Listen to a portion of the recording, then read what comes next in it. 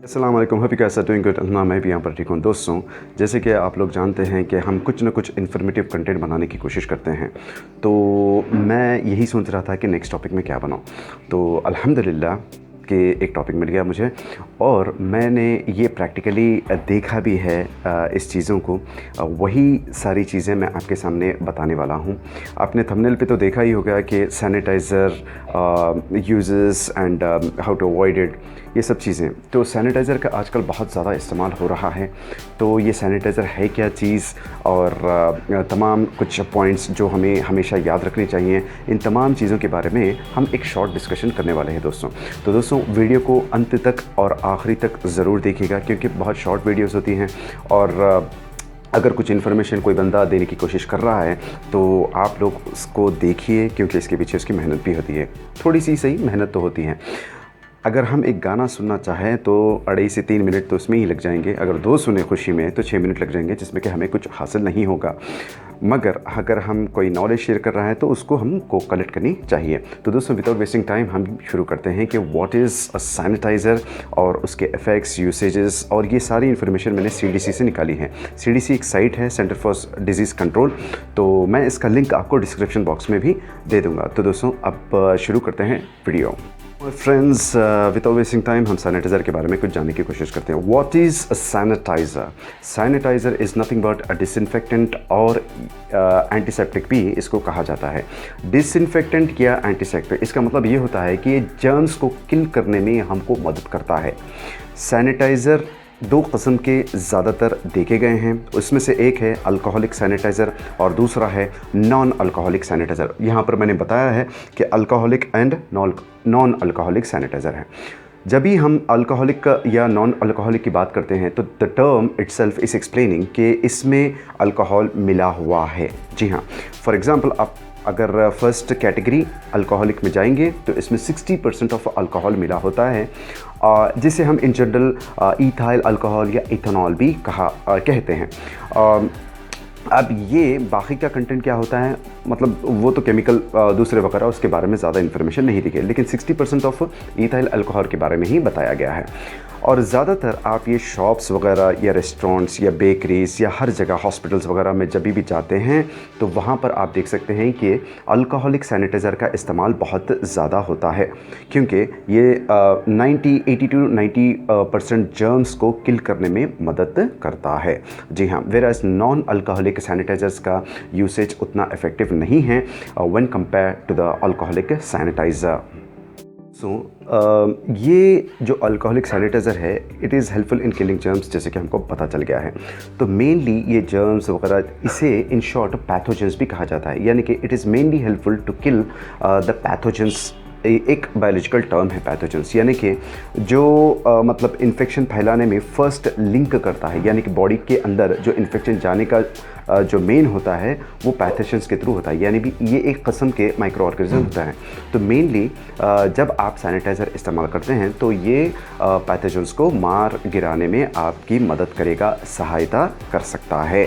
ठीक है, तो ये अभी इसका इस्तेमाल, यानी कि इफ़ेक्टिव इस्तेमाल जो हुआ था फर्स्ट, ये 21st सेंचुरी में स्टार्ट तो हो गया था। 2009 में WHO ने इसका यूसेज बताया था हमको। जी हाँ, 2009 से इफ़ेक्टिव यूज़ इसे करना शुरू किया गया था, लेकिन बहुत सारे लोगों को मतलब इसको कैसे इस्तेमाल करना है उतना ज़्यादा कुछ आइडिया नहीं था, लेकिन सिंपल ही है, कोई ऐसा ज़्यादा रॉकेट साइंस तो नहीं है। सैनिटाइज़र को जब भी आप इस्तेमाल करें तो सैनिटाइज़र आप अपने हाथ में जब रब करते हैं तो इसे मिनिमम 20 सेकेंड्स के लिए आपको छोड़ देना पड़ेगा, क्योंकि ये वॉलेटाइल इन नेचर होता है। वॉलेटाइल का मतलब यानी कि एवोपरेटिंग एयर हो जाता है जल्द से जल्द, तो आपको उसको ड्राई होने तक इंतज़ार करना पड़ेगा। उसे लिक्विड फॉर्म में रहकर आप दूसरी चीज़ें नहीं कर सकते, जैसे कि खाना पीना या कुछ भी फूड इनटेक आप कर रहे हैं। तो वेट जब भी आपका हाथ होता है तो आप कुछ भी मत कीजिए। ओके, वेरास आप जब सर्जिकल डिपार्टमेंट में जाएंगे, यानी कि डॉक्टर्स वगैरह सर्जन्स जो होते हैं, वो लोगों को WHO ने रिकमेंड किया कि आप लोग जो है सेकंड्स तक मतलब इससे लगाए रखें, उसके बाद ये ड्राई होगा। क्योंकि वो लोगों के पास वो डायरेक्टली सर्जिकल में जाते हैं तो उन लोगों को मतलब 90 to 100% तक या 90 to 95% तक माइक्रो ऑर्गेनिजम्स को किल करना पड़ता है। तो वो लोगों के लिए 90 सेकंड्स का टाइम दिया गया है ड्राई होने के लिए, और हम जैसे नॉर्मल कॉमन पीपल को 20 सेकंड्स का मिनिमम टाइम दिया गया है ड्राई होने के लिए। ड्राई होने तब तक आपको जो है ना किसी चीज़ को खाने नहीं है।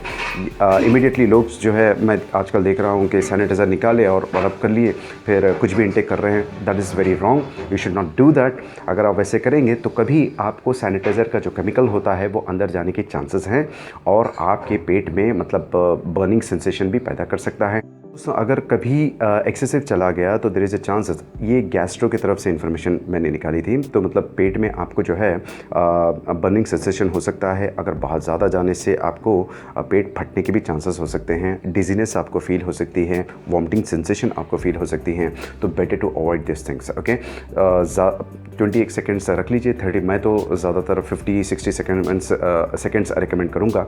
उसको ड्राई होने दें, उसके बाद ही अपने काम करें। और बच्चों को जो है इस सैनिटाइज़र से दूर रखें, क्योंकि अगर ये लोग कंज्यूम किए तो सीधा बहुत मुश्किल में पड़ जाएंगे।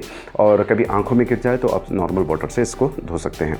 ठीक है, अब इसके यूसेजेस के बारे में कुछ गाइडलाइंस डॉक्टर्स ने भी, मैंने कई इंटरव्यूज़ से की हैं और CDC के थ्रू मतलब इसका यूसेज के बारे में बताया गया है। सबसे बेस्ट, ठीक है, सबसे बेस्ट चीज़ है सोप एंड वाटर। यस दोस्तों, इसमें सोप्स एंड वाटर्स जो है आपके हाथ से जर्म्स को रिमूव करता है, मगर किल नहीं करते, रिमूव कर देते हैं। जो भी हार्मफुल जर्म्स होते हैं जो आपको नुकसान पहुंचाते हैं उसको रिमूव कर देते हैं soap and water. Whereas अगर आप सैनिटाइज़र लेंगे तो ये डायरेक्टली आपके जर्म्स को किल कर देगा। दोस्तों, हमेशा एक बात अपने जहन में रखिएगा कि आपके हाथों में कुछ प्रोटेक्टिव लेयर्स भी होती हैं। जी हाँ, और अंदर कुछ सेल्स भी होती हैं।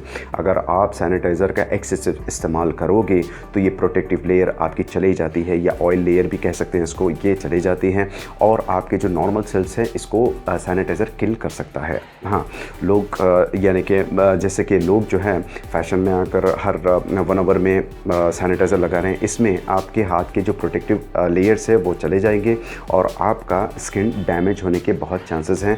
बहुत सारे लोगों को मैंने देखा है कि स्किन यहाँ पर बहुत ज़्यादा रफ़ हो जाती है और इस तरफ भी बहुत रफ़ सेंसेशन होता है। ये सब इसलिए हो रहा है क्योंकि excessive use of alcoholic sanitiser ये लोग कर रहे हैं। तो ऐसा मत कीजिए, ऐसा करने से आपके सेल्स वगैरह सब चीज़ें डैमेज हो जाएंगे। बहुत कम इस्तेमाल कीजिए, और इस्तेमाल भी कब करना चाहिए मैं आपको ये बता देता हूँ अभी इसमें।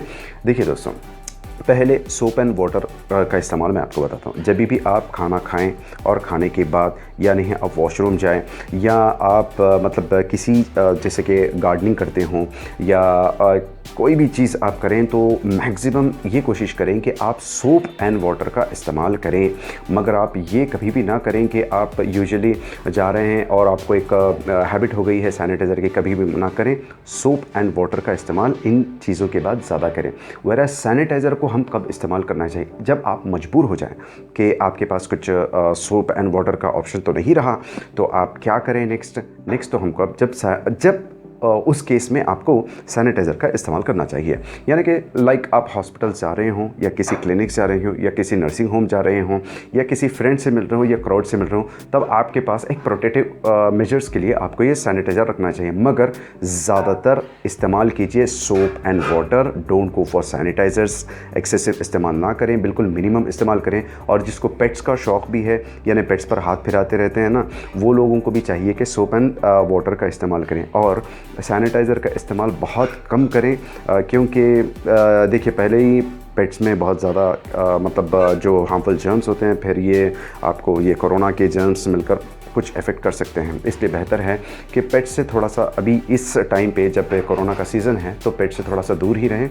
और दूर से ही अगर आप फीडिंग करना चाहते हैं, दूर से ही करें, ज़्यादा हाथ फिराने की ज़रूरत नहीं है। फिर देखें कि अगर सैनिटाइज़र मजबूर हो गए हैं तभी इस्तेमाल करें। The best option is soap and water. दोस्तों कुछ चीज़ें होती हैं जो हमको एहतियात से इस्तेमाल करनी चाहिए। ज़्यादातर कोशिश कीजिए कि सोप एंड वाटर का इस्तेमाल करें। जो लोग घर में हैं वो लोग तो सैनिटाइज़र का इस्तेमाल बिल्कुल ना करें। मैं तो हाईली रिकमेंड करूँगा, क्योंकि मैंने कई डॉक्टर्स की इंटरव्यूज़ भी देखी हैं और मटेरियल जो मैंने इन्फॉर्मेशन निकाले हैं मटेरियल से, तो उसमें यही पता चला है कि soap and water is the best, क्योंकि ये आपकी स्किन प्रोटेक्शन भी हो जाएगा और आप सेफ़ भी रहेंगे बहुत ज़्यादा। अपने आप को साफ़ सुथरा रखिए, मगर ज़्यादातर मैंने देखा है कि लोग बात करते ही मतलब सैनिटाइज़ करते जा रहे हैं। इसमें आपको बहुत ज़्यादा नुकसान होने के चांसेस है, स्किन डैमेज होने के बहुत चांसेस है। तो अपना बहुत ज़्यादा ख्याल रखिए। बस दोस्तों, अब मेरी इन्फॉर्मेशन आपको कैसी लगी? अगर आपको मेरी इन्फॉर्मेशन अच्छी लगी तो मुझे लाइक, सब्सक्राइब और कमेंट ज़रूर कीजिएगा। आपकी सपोर्ट की हैदराबाद रूटीन्स को बहुत ज़रूरत है। हम जब भी कुछ अच्छी इन्फॉर्मेशन रहे तो आपसे ज़रूर शेयर करेंगे, और इंशाअल्लाह ताला जो जिन लोगों ने भी सब्सक्राइब नहीं किया है मुझे सब्सक्राइब ज़रूर करें। स्क्रीन के नीचे राइट कलर का एक बटन होगा जिससे आप क्लिक करेंगे तो ये ग्रे में हो जाएगा। जब ग्रे हो गया तो समझ जाइए कि आप सब्सक्राइब हो गए हैं। ठीक है, तो दोस्तों अपना बहुत सारा ख्याल रखिए। अस्सलाम वालेकुम।